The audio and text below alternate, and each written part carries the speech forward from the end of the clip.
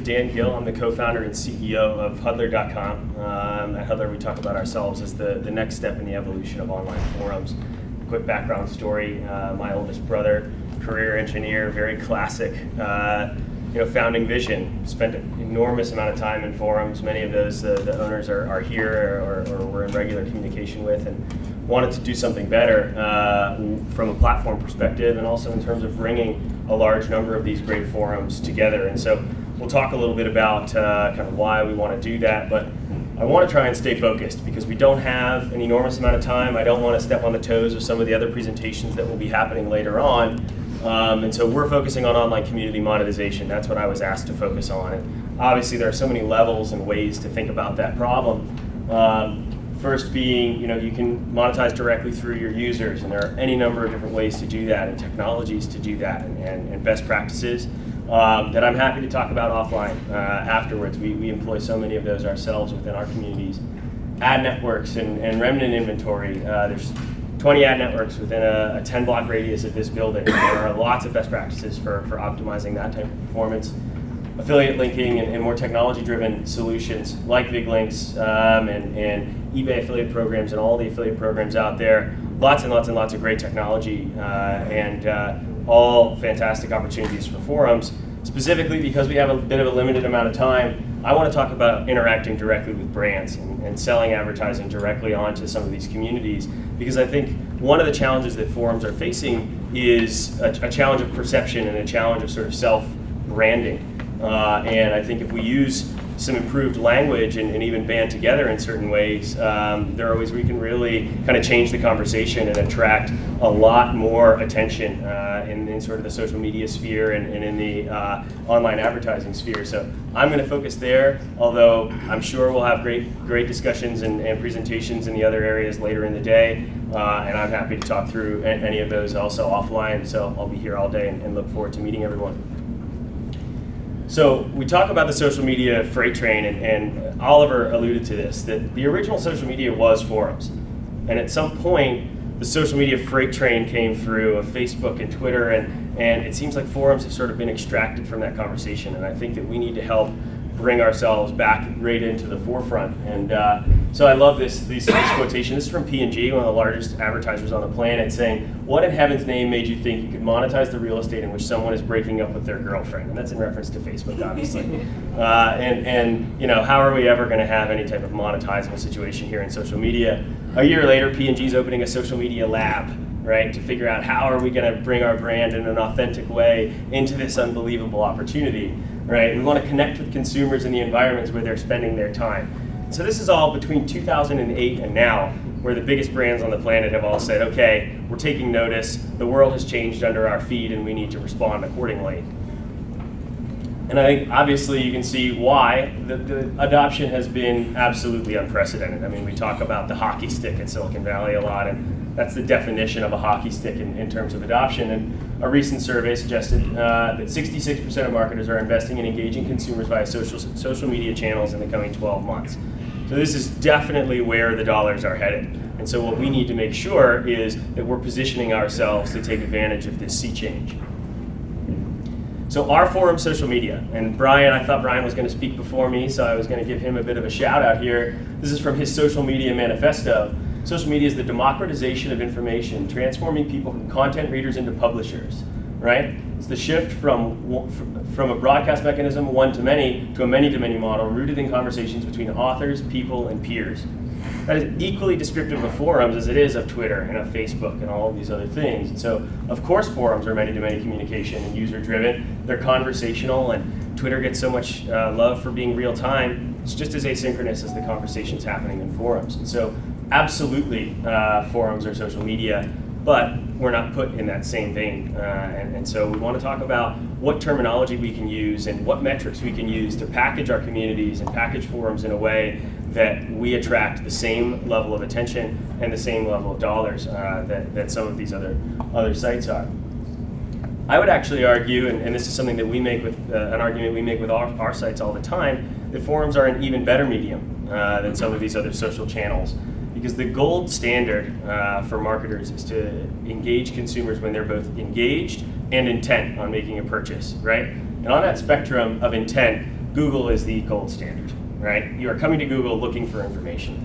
Often it's product information or where you're going to go to eat or anything like that. And so it is as high on the level of intent as possible, but you're also then passing through Google and going to other sites. Facebook is as high as you can possibly get in terms of engagement, right? But you're there to look at baby photos, you're there to look at spring break photos and to insert an ad to buy shoes or consider a new pair of headphones feels a little bit forced, right? And so forums, I think, are the ideal blend because they're social networks, they're entirely community driven and very social, but they're people coming together around a shared passion.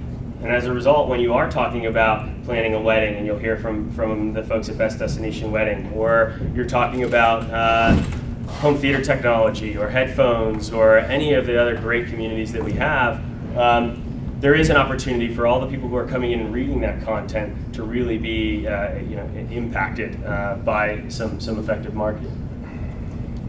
So we do talk about forums being where purchasing happens in social media, and Lester Lee, who's here from Huddler, is who came up with that term for us, and I think it's a great way to think about where forums fit in the social media landscape. There's so much more purchase consideration, so much more influence happening inside of these communities that we can really help to harness, and that's the big I think difference is not check out my Vegas trip photos, but seeking recommendations for the very best over-ear headphones on the market today. Or what is the best high-quality whole wheat flour for daily baking needs? Or we're planning our big day and thinking Cabo, we need a great resort and an amazing photographer. So much more intent and engagement happening in these conversations than in just the sort of social conversation that happens in traditional social media. So what? So that's what we call it internally. We say the so what analysis. Okay, so what are you going to do about it? Is there anything actionable from this insight, or are we just sort of saying, hey, we should be included in the conversation too, which, so what? So I want to talk a little bit about some actionable things and some metrics behind how we think of our communities and how you may be able to apply that to your own properties that may be helpful. So savvy marketers are hip to this new reality, that all this engagement is happening online. Like Brian said, it's this democratization of publishing where everyone has a voice now and everyone has a platform for publishing. And we're in this situation now where instead of in the past, consumers just sort of took information and winnowed down their selections to making a purchase decision. Now there's this consumer decision journey is what they call it in the Harvard Business Review. And they talk about this new reality where at the end of the cycle of consideration, there's this enjoy and advocate section for a product, right? Where after purchase, if you become a product advocate and you post about your experience online, it then expedites the journey that all other consumers are taking to making their purchasing decisions. And so if you can really embrace your brand advocates and your consumer advocates and help facilitate them being advocates for you online, you have a much greater likelihood of success. And so this quote at the bottom, I think, really sums up the entire Harvard Business Review article and saying that the coolest banner ads, hottest viral videos, etc. Are great, but if you get weak reviews or you're not even discussed online, it's unlikely that your product will survive the winnowing process. And so what do we have?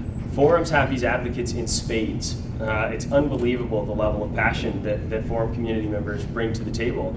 And so we need to really embrace those people and embrace the power that they have and create relationships with brands that make sense for both the community and for the brand. So what I talk about is our two most valuable assets in terms of what you can be thinking about when looking at your metrics and thinking about communities online. First, you have your influencers, and it's the classic kind of 1-9-90 rule of online communities, and roughly it says that 1% of your users will create 90% of the content on your site, and 9% will create roughly 9%, right? And 90% are lurkers or just coming through and consuming content. And forums, I think, are very much in line with that trend for the most part. And so it's not just about who posts the most, but about the most threads started, the people whose threads get the most replies, the people whose threads get shared through to Facebook and other areas of social media, and the people who really wield the most influence within your communities. These are an incredibly valuable asset that you should value and treat differently and really respect within your community, but also can be a really valuable linkage in terms of discussing with brands. Second piece is, again, what we talked about with intent. How much intent traffic do you have, right? How many natural search visitors came to your site containing queries about your advertiser's brand or their product category, right? And you need to accentuate the positive in these conversations. Do you have a really large time on site? Do people come back to your site all the time? Do you just have a huge audience? Is there lots of activity even though it's a small audience, right? You have to think about accentuating the best metrics that you have at your disposal and packaging those in a way that it will work for the brands that you're talking with. So what we call that is we refer to it as symbiotic marketing, right? Providing ways for brands to interact with your community that works both for them and for your community. So we do things like focus groups, product sampling, contests and giveaways, and very structured interaction within our communities in ways that drive value for both the community and for the brand. And when you put things in terms that are symbiotic like that, you can really charge a pretty penny for that type of access. And so the first step is to understand your advertiser's goals and what you can realistically provide.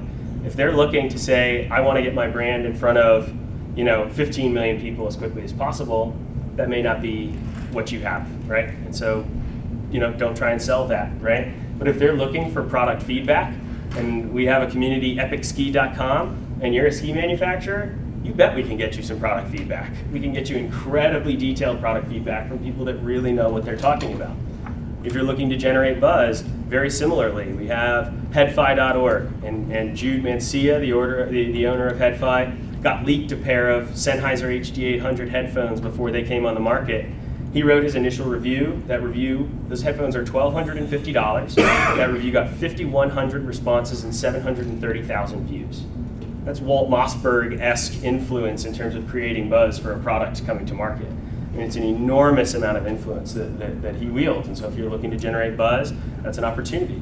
If you're looking to create brand loyalty, then being authentic and interacting directly with a community is the best thing you can possibly do to create a relationship with your consumers, and again, create advocates, as we talked about earlier, that can really impact the decisions of other people considering making purchases. So there's all kinds of different ways that you can really harness the biggest strengths of your community and have a conversation that really makes sense for a marketer and for a brand.